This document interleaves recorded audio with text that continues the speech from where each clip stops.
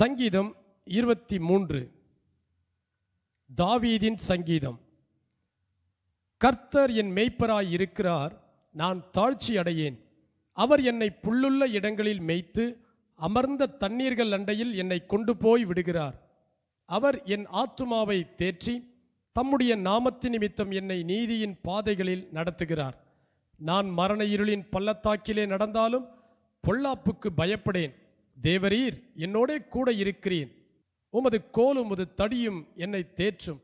என் சத்துருக்களுக்கு முன்பாக நீர் எனக்கு ஒரு பந்தியை ஆயத்தப்படுத்தி என் தலையை எண்ணெயால் அபிஷேகம் பண்ணுகிறேன். என் பாத்திரம் நிரம்பி வழிகிறது. என் ஜீவனுள்ள நாளெல்லாம் நன்மையும் கிருபையும் என்னை தொடரும். நான் கர்த்தருடைய வீட்டிலே நீடித்த நாட்களாய் நிலைத்திருப்பேன். சங்கீதம் 23 வாசித்தாயிற்று. ஆமேன்.